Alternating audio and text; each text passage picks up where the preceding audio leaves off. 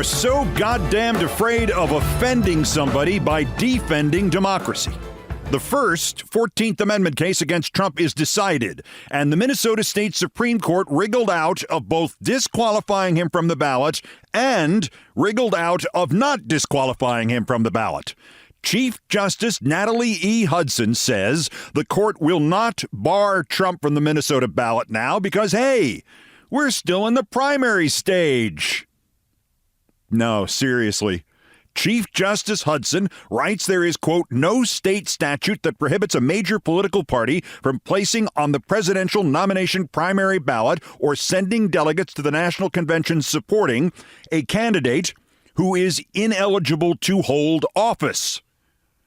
That's what the Supreme Court of Minnesota decided this on, not the exact dimensions of Trump's role in the insurrection, not the applicability of Clause 3 of the 14th Amendment, not the analysis of the deliberations leading to the passage of the 14th Amendment, that it is self-executing, and if you were part of a rebellion, you start ineligible to hold office, and you can only become eligible to hold office if 2/3 of Congress votes to waive your ineligibility, which is what the goddamn 14th Amendment actually says. No. The Minnesota Supreme Court decided this based on a technicality which allows us to not rule and not anger anybody and not cause a fuss, not have to deal with threats or get this kicked up to the U.S. Supreme Court. It's so messy. The escape clause that seems to be the universal goal of everyone placed in a position in which they can risk a little to defend freedom and the Constitution rather than waiting until freedom and the Constitution are dead and millions will have to risk everything to restore them. Basically, Chief Justice Hudson says with seeming relief that she can sidestep this controversial but completely constitutional and virtually unavoidable action because there ain't no law against the Republicans nominating Trump or Putin or Cenk Uygur or a very smart giraffe. Hey, that's their problem. What are we, the candidate police? Yeah, actually, you are. You are the candidate police. Chief Justice Hudson, sadly, is the finest personification of the political and cultural diversity that our clunky, unwieldy, sometimes brutal, swift as molasses nation has somehow produced over 247 years. She's African American. Her dad was the first African American football coach at a predominantly white college in modern history. She fought her way up the Minnesota legal system for 20 years, and then she was made a judge by a governor from the Independence Party, and then put on the Supreme Court by another governor from the Farmer Labor Party, and then named Chief Justice by yet another governor from the Farmer Labor Party. And when it came time to defend the Constitution, she said, nah, I don't have to. And she said nothing about Trump's crimes, and she presumably left the door open to try the 14th again when he becomes the nominee, unless the Republicans go with the giraffe. It's heartbreaking. The 14th Amendment provides a mechanism for overriding its automatic disqualification for traitors and insurrectionists like Jefferson Davis and Dementia J. Trump. If it was not automatic, it would not have an overriding mechanism. Because if it was not automatic, if it was not guilty until proved innocent, it wouldn't need an overriding mechanism. And Justice Hudson and the Minnesota State Supreme Court punted. They punched a pail full of water. Absolutely no result whatsoever.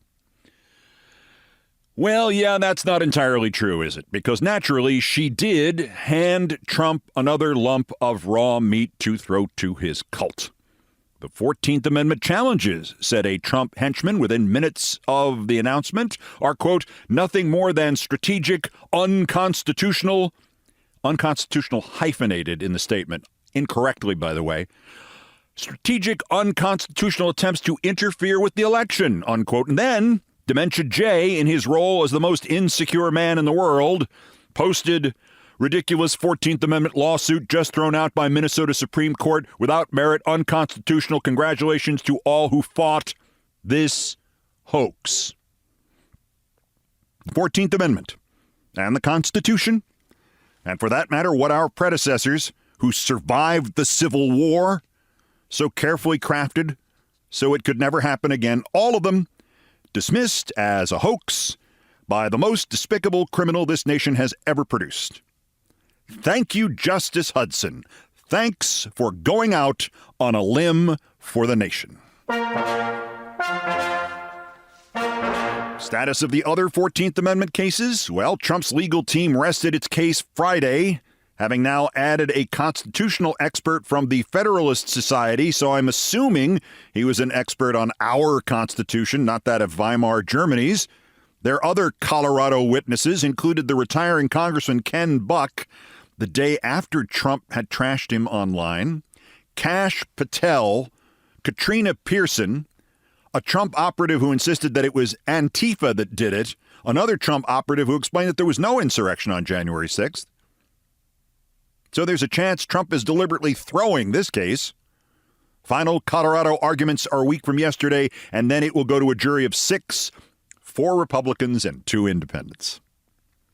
The status of the efforts to preclude Schedule F, the means by which Trump, upon returning to power, could fire virtually any government employee he wanted to for whatever reason he wanted, meaning that you would have to be, or maybe even have to swear personal loyalty to Trump. How's that going? Well, the Biden White House Office of Personnel Management promulgated a proposed rule 2 months ago aimed at hamstringing Schedule F. And it's still marked proposed. And anyway, take a guess what the easiest thing for one White House is to repeal. Yes, another White House's rule. As to something in Congress, to protect the civil service, to prevent a personal loyalty oath signed in blood by every federal employee?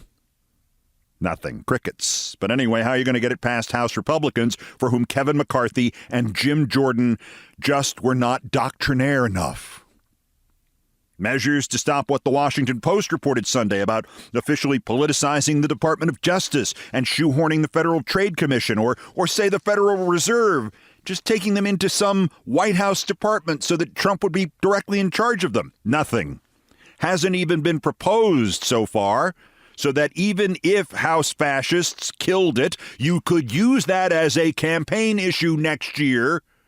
Hasn't even been proposed by House Democrats or Senate Democrats. We are so goddamned afraid of offending somebody by defending democracy that we are going to bend over backwards and fall directly into fascism.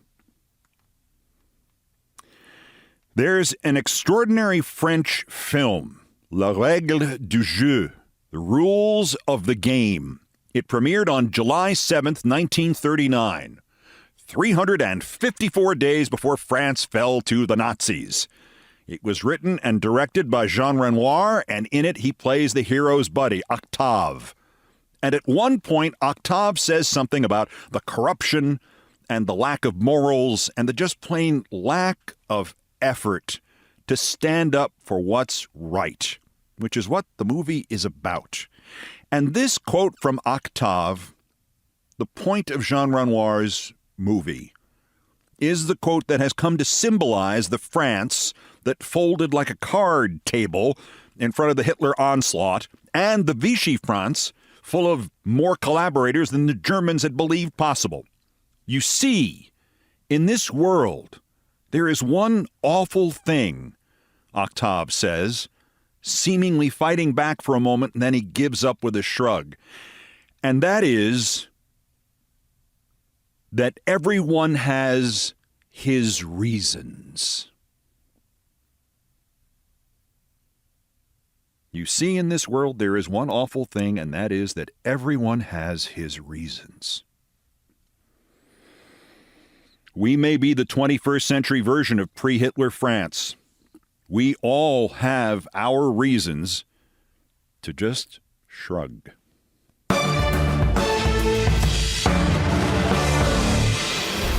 or to smirk first and cash a big paycheck later, which is what the impossibly over-her-head Kristen Welker did last night at the Republican debate, which NBC and she and Lester Holt prostituted their journalistic reputations to participate in and carry, because if there's going to be a Vichy America, God damn it, NBC, Universal, Comcast is going to survive and guarantee its investors a profit over all the dead bodies. Vivek Ramaswamy, who is absolutely batshit crazy, decided that the best way to try to be the top feces on that pile was to confront Kristen Welker, and he went into one of his high-speed rants that would make Donald Trump Jr. wonder, what is that guy on? About the Trump-Russia conspiracy story as NBC covered it from 2016 onwards, and Ramaswamy demanded that Kristen Welker answer this question: was that real or was that Hillary Clinton made-up disinformation? And he pointed at her and said, go! And she just smiled at him.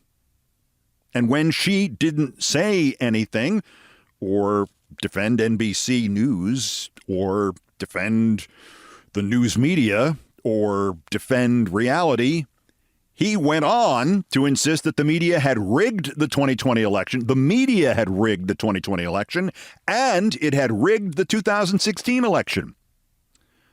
That's right, kid. The media rigged the 2016 election for Trump. We were all in the bag for fascism, Vivek. What should have happened was Kristen Welker should have taken that moment to recognize that almost anybody watching NBC for the Republican debate last night is a Trumpist or a Republican, and therefore hadn't watched NBC in when did I go back there? 2003, and is unlikely ever to watch it again. And probably nearly all of them believe that the 2020 election was rigged, and or JFK Jr. has come back from the dead, and or QAnon is reality, or all of the above. She should have recognized that, and she should have taken the extraordinary opportunity that she and she alone had just been gifted by Vivek Ramaswamy to expose the viewers, however briefly, to reality, to what has actually happened, not in Trump's addled mind, nor on Fox News, but in the actual world. Even if only 100 of them registered what it was. She should have summarized what Robert Mueller actually said in his report about Russia, that there was contact between Russian entities and the Trump campaign, and that in no way was he clearing Trump. And she should have said what Attorney General Barr did to cover up the report and the contact between Trump and Russia. And she should have said that any fair analysis of the actual events of 2016, 17, and 18 would confirm that there was a conspiracy between the Trump campaign and later the Trump administration and elements controlled by Vladimir Putin and the Russian government. So, to answer your question, Mr. Ramaswamy, yes. And by the way, Mr. Ramaswamy, you're batshit crazy. I mean, hell, Ramaswamy called Volodymyr Zelensky a Nazi last night. And even Nikki Haley called Ramaswamy scum over a debate about TikTok. Then he is scum. Mr. Ramaswamy, Welker should have said, you're wrong, and you're scum. And then, here's Lester Holt with the weather. Lester? I mean, honestly, what would have happened next? Would a crowd full of Republicans have suddenly begun to hate her?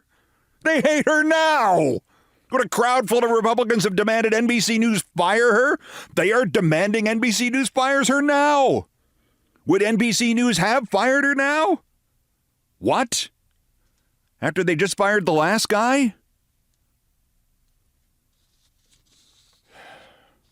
I would have carried her into work every day on my back if she wanted that, if she had done something like that. But she just smiled because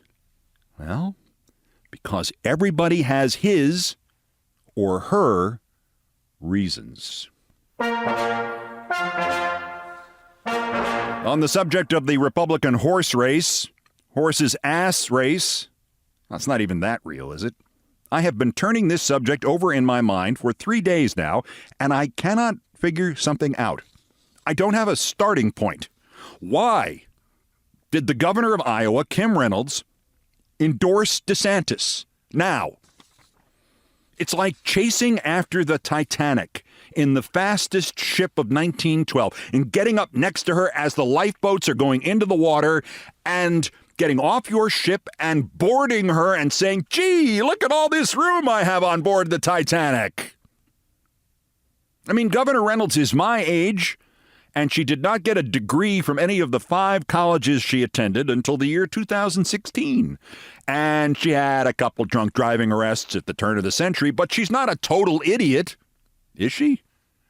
Or does she know something we don't about this race that will make her the only one who winds up in the lifeboat? I hope that's the case. But I'm trying to analyze Republicans. It's turned my hair gray. On the last day of testimony at the Trump civil fraud trial here, Girl Jr. testified blankly, having apparently sustained severe memory loss. Her presence was clearly just the mechanism by which the prosecution could thereby introduce a series of key emails from 2011 in which Deutsche Bank was trying to establish Trump's actual net worth as being at least $3 billion, when he said it was $4 billion. The state now says it was $1.5 billion, and Ivanka helpfully tried to negotiate it down to $2 billion, which is kind of like saying, what's the patient's temperature? And the nurse says, 101, doctor. And he says, that's too high to operate. She says, well, then, how about 99.5?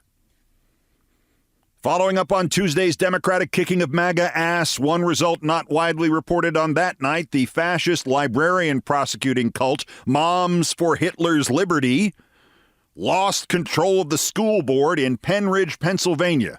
Ground zero on all the school board stuff. Voters there elected 5 Democrats, and they now wrest control of the board back from the book banners. Similar results in school boards elsewhere.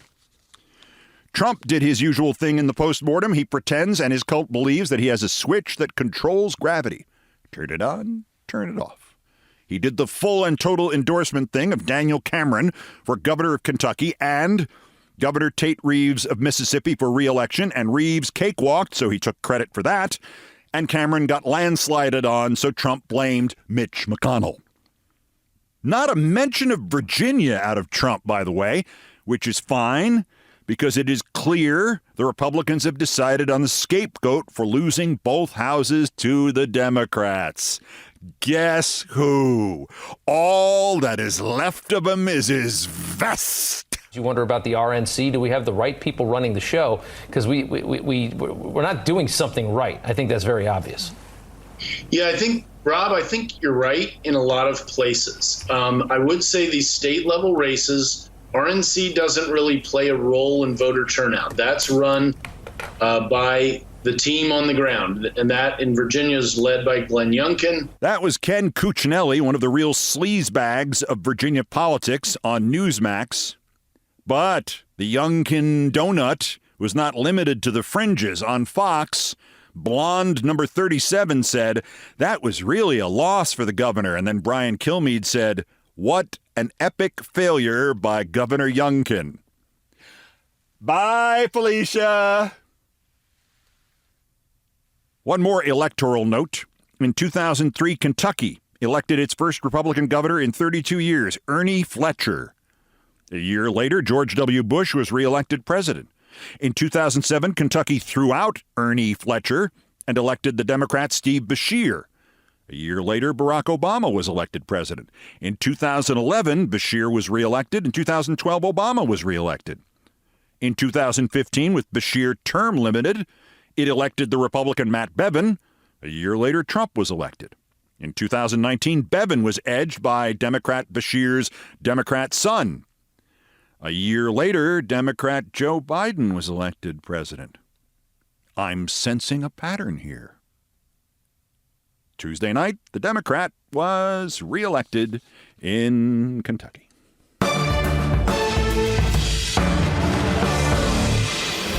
Also of interest here, you remember yesterday when I complimented the work of a right-wing polling outlet that showed Biden had improved his image, his approval-disapproval number, by 5 points in just 1 month.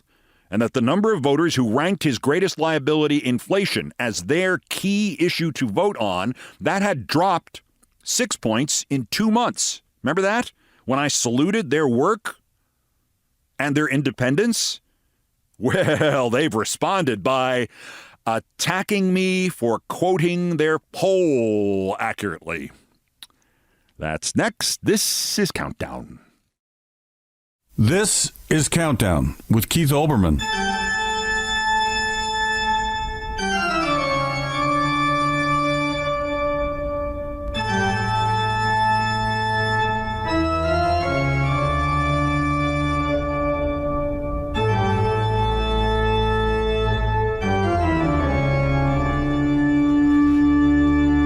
Still ahead of us on Countdown, you saw this story about Jeff Bezos moving permanently from Seattle to Florida so he can be closer to his parents and his partner, Lauren Sanchez. I used to work with Lauren Sanchez 25 years ago.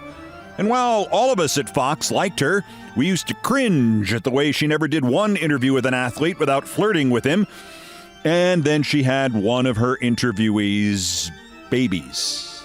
Anywho, the Bezos story reminded me of Sanchez, and that reminded me of both of them getting blackmailed by a Trump flunky, and that reminded me of David Letterman getting blackmailed by a former CNN assignment editor I worked with 40 years ago, and that reminded me to tell you their stories in Things I Promised Not to Tell. First time for the daily roundup of the miscreants, morons, and Dunning-Kruger effect specimens who constitute today's worst persons in the world. Worse. Well, this is an audio daily double. This is Lauren Boebert at the exact moment yesterday when she apparently realized for the first time that being in Congress, even if you are a right-wing right-wing nut job, and you get up to talk about a spending bill, you have to talk about the spending in the spending bill. And the lesson was taught to her by Congressman Steny Hoyer of Maryland. And guess what? Debate Club Karen got a D-. I'm asking if you'll yield for a question. Sure. Ask your question. What funds in this bill are used for the purposes you are opposed to?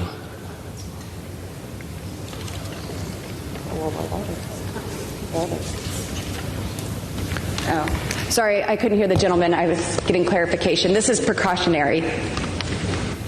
Precautionary for what? I'm asking. There are sanctuary city policies. Yes, I understand. I understand what that are in place that are allowing the refuge of illegal aliens in these cities, and there is an influx in crime and drugs.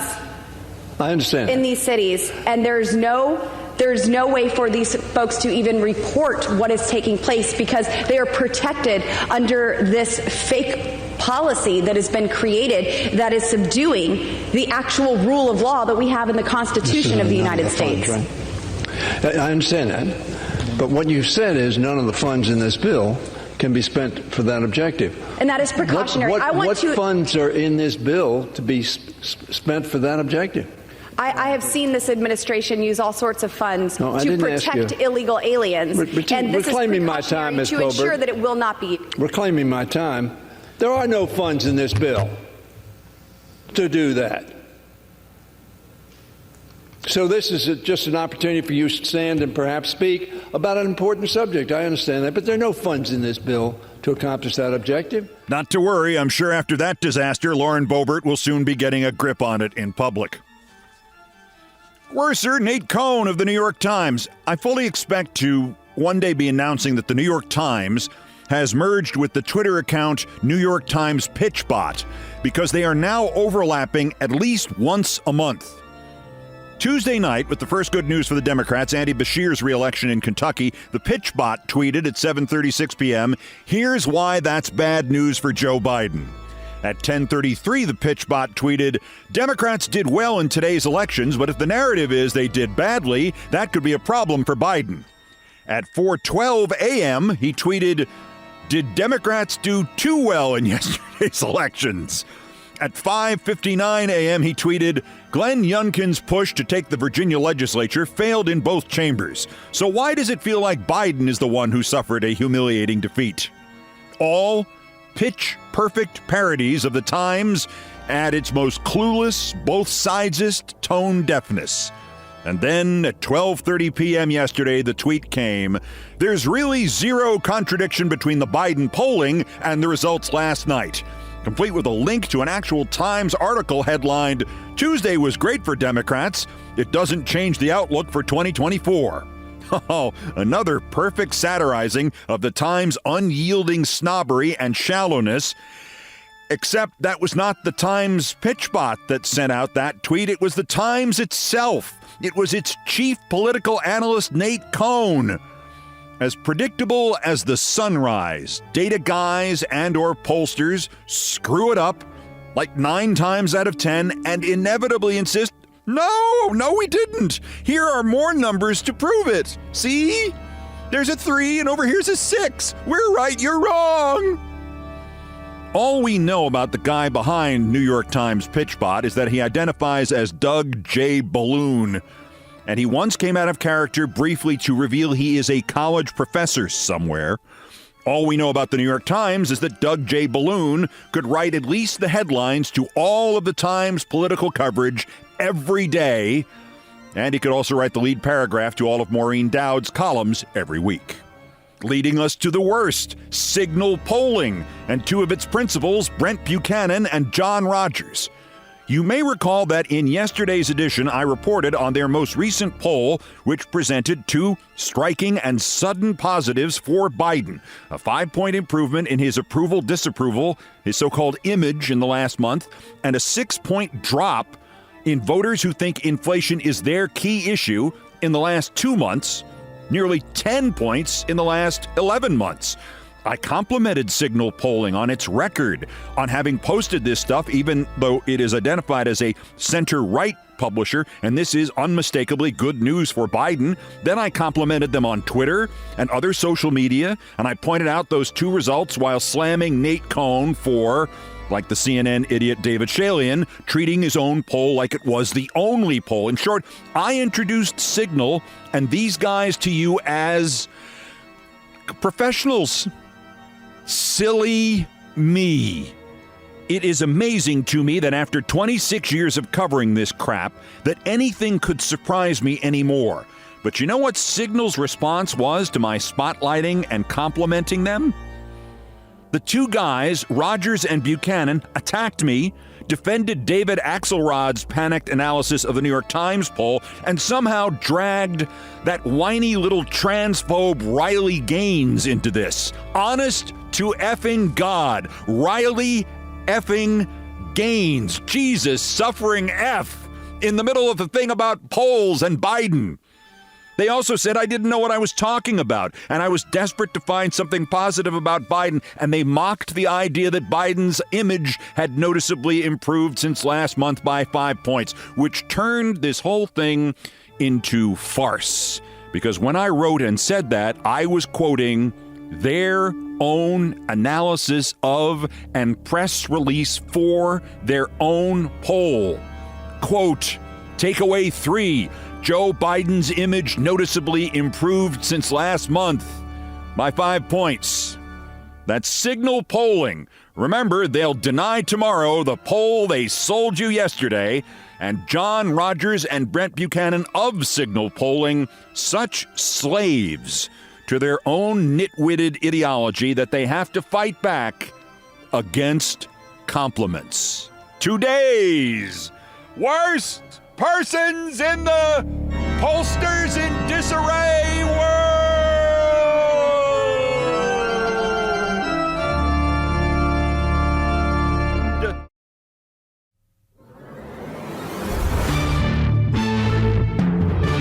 To the number 1 story on the countdown and my favorite topic, me and things I promised not to tell. And I was reminded on Saturday of 2 stories about media blackmail because it was the anniversary of one of those stories, the day Dave Letterman announced he had been blackmailed, and they named the guy that they had arrested for doing it, and I said, oh, him, of course it's him. I've known him for 28 years.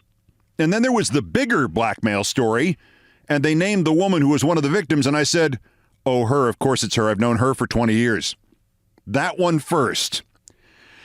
Jeff Bezos, the founder of Amazon and owner of the Washington Post, was being blackmailed by allies of crazy Trump who expected to get positive coverage for their leader of their cult. What they had on Bezos was he had a girlfriend.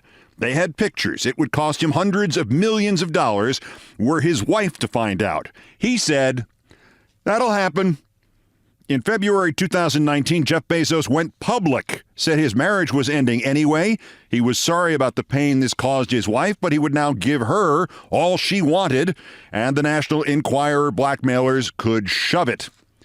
Amid everything else, it suggested to me that when you cannot figure out what happened to the people who once seemed to have principles, or at least seemed to have enmity towards crazy Trump, Ted Cruz, Lindsey Graham, others, remember that the odds were amazingly small that the first time Trump's allies tried to blackmail somebody on his behalf, that they would find in Jeff Bezos the one guy who would say no.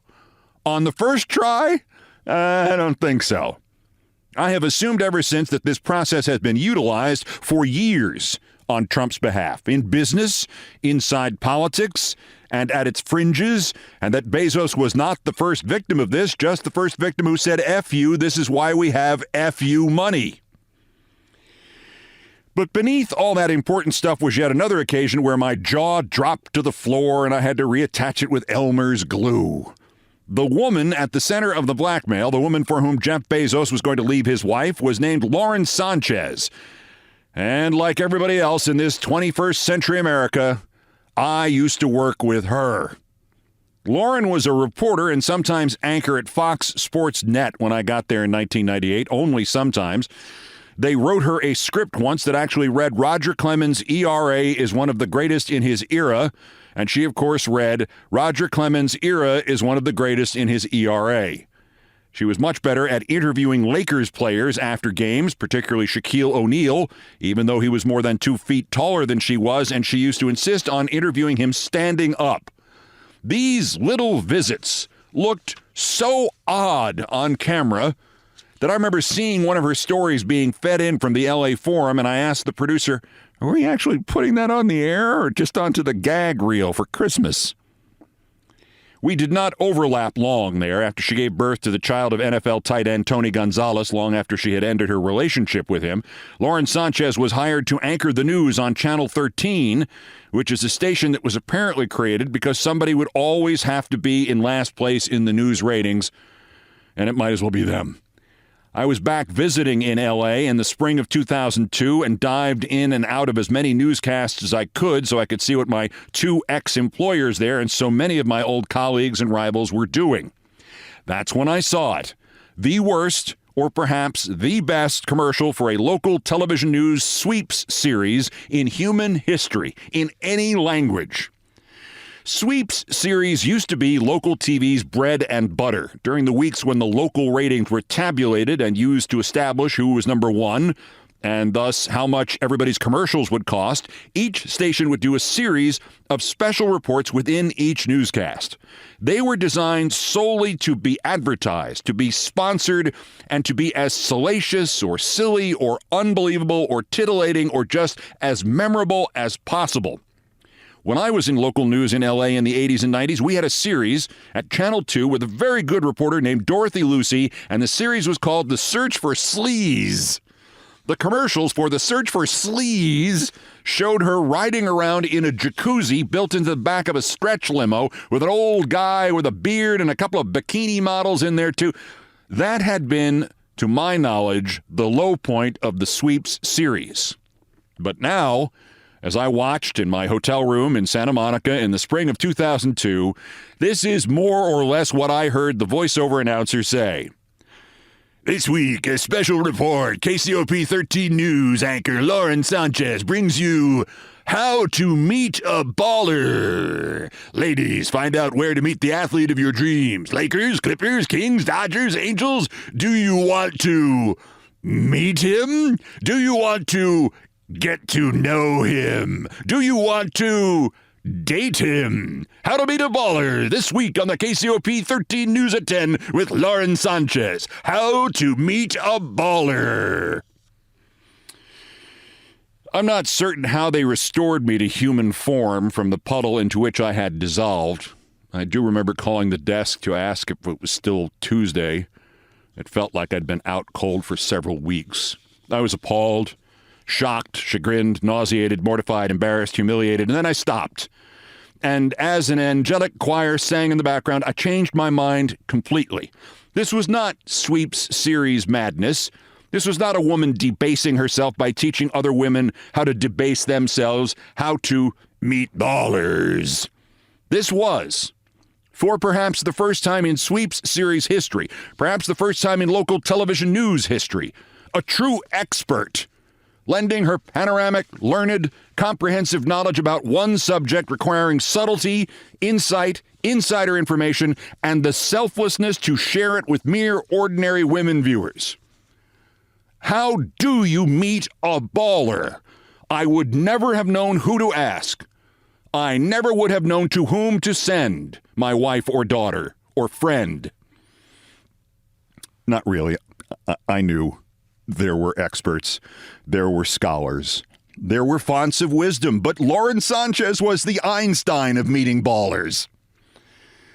And even in the glimmering light of knowledge that radiated from her that week on Channel 13 Los Angeles 2 decades ago, even in the blinding aura of her brilliance, could she have known that the ultimate target of the Little Sweep series should have been no mere Tony Gonzalez or, do you want to meet him? Do you want to get to know him? Do you want to date him? It should have been, do you want to meet him? Do you want to get to know him? Do you want to date him? How to meet a Bezos. In life, you just don't expect people you worked with for a few weeks, like Lauren Sanchez, to wind up as part of modern American history. It just seems unlikely.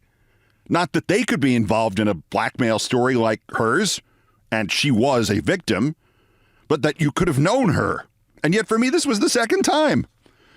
On October 1st, 2009, and it was the anniversary that reminded me of both of these stories, my friend David Letterman came out onto the stage of the CBS late night show and revealed that he had had a series of consensual relationships with women on his staff. The studio audience laughed, assuming it was the start of some bit in which the guys at the Hello Deli would somehow have a role of some sort. But Dave went on and on and on and finally revealed he had been the victim of an extortion plot and that he and the Manhattan DA's office set up a meeting with the blackmailer who wanted $2 million, with the cover story being that he had written a screenplay about Letterman that would reveal all the relationships, but he would sell the, quote, screenplay, unquote, to Letterman for $2 million. Within hours, Letterman's blackmailer was identified by authorities. I saw the name pop up on my computer terminal at NBC, Robert Joel Joe Halderman. And I looked at it and I said, of course, Joe Halderman. He had been the assignment editor at CNN in New York from the day I broke into television in August 1981 until he left for CBS News a year later. All television assignment editors have to deny reporters camera crews. There are invariably scheduling conflicts, and ultimately there are always 2 stories to shoot for every 1 camera crew available. But Halderman used to enjoy denying us reporters crews, used to like to mock us, to make us grovel. And then when you got to your story with your crew, he would page them and tell them to go cover something else and leave you stranded there. And personally, he had absolutely no redeeming qualities.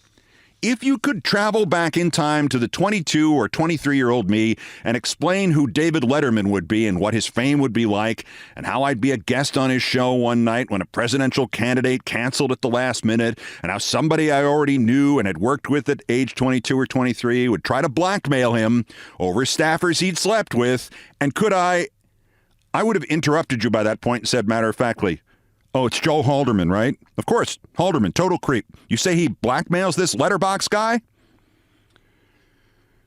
Frankly, 40-year-old me probably could have figured out the whole Lauren Sanchez thing for some time-traveling quizmaster as well. Although I will make no comparison between Joe Halderman and Lauren Sanchez. Lauren was very pleasant. And there is a lesson in that for you. It's not just nostalgia. It's not a brush with greatness, to use a Letterman-esque term. Wherever you are in life or in your career, you may have yet to meet them, or you may have already met them. But this I know to be true. You have your own Lauren Sanchez and your own Joe Haldeman already or already in the past. And whatever your first impressions about them were or are or will be, you're damned right they are. And also keep in mind that thought I mentioned that I had about Bezos and the blackmail. Do you really think he could have been the first one they tried to blackmail into supporting Trump, and the first one turned them down and went public? I don't think so.